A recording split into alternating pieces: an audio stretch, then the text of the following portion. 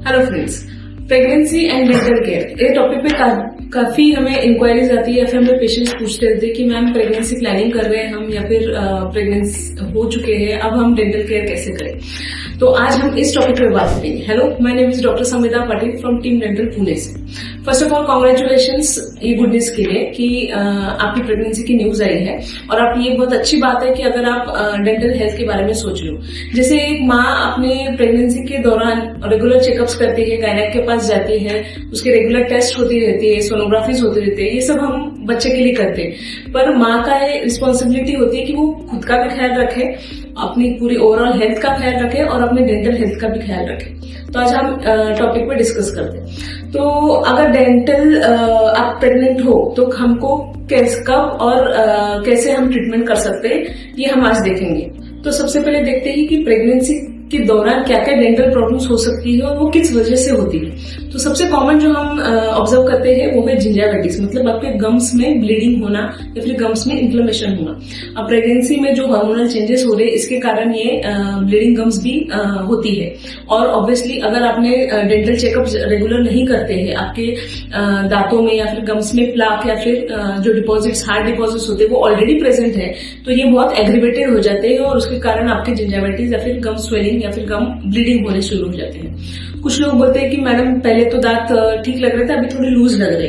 तो ये भी एक कारण है कि आपके गम्स में जो स्वेलिंग आए हैं उसके कारण दांत भी ऐसे महसूस होते हैं कि अरे हिल रहे, बट वो टेम्पररी होता है, वो भी हार्मोन रिलेटेड होता है।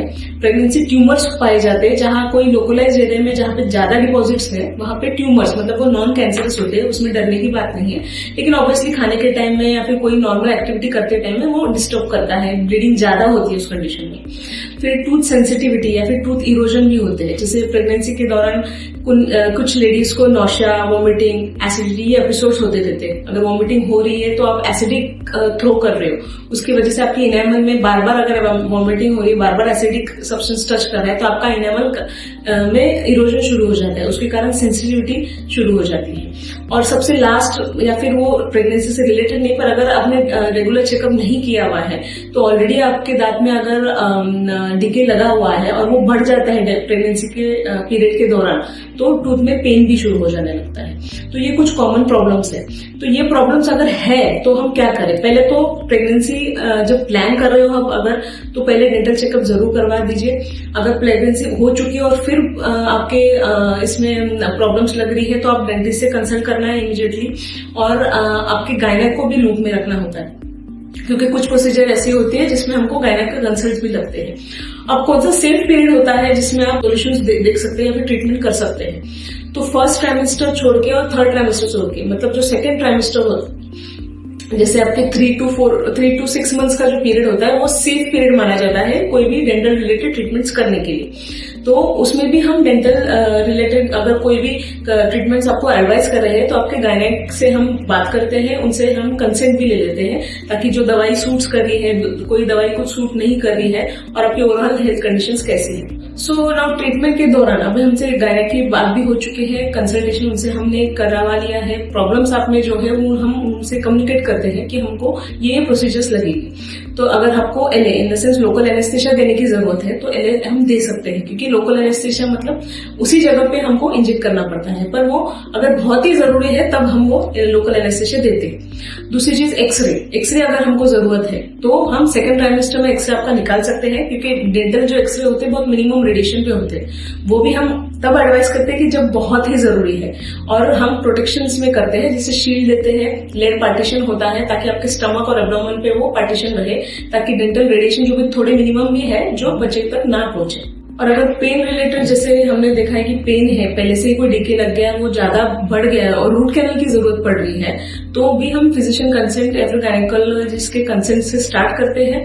लोकल एनेस्थेसिया एक्सरे जैसे मैंने बताया वो करके हम दांत का पेन एटलीस्ट रिलीज हो जाए वो ओपन करके दांत रख देते हैं। ज्यादा इन्फेक्शन ना है, एब्सेस ना है तो हम कंप्लीट भी कर सकते हैं। लेकिन अगर ज्यादा ही एब्सेस है, ज्यादा ही पेशेंट को तकलीफ हो रही है तो हम एटलीस्ट उसका पेन रिलीज करते हैं। और दवाई भी हम आपके जो पोस्ट आईसीटी दवाई आपको मेडिसिन प्रिस्क्राइब करनी पड़ती है वो भी हम आपके गायनेक के गाइडेंस के अंदर ही देते हैं। तो इसलिए आप अगर प्रेग्नेंट हो या फिर प्लानिंग कर रहे हो तो पहले डेंटिस्ट को जरूर विजिट कीजिए या फिर उनसे कंसल्ट कीजिए। डेंटिस्ट से और गायनेको लूप में रखिए और आपके हाइजीन का बड़ा ध्यान रखना है। एक तो पहले ही क्लीनिंग करवा लीजिए ताकि डिपॉजिट्स लोकली ना रहे।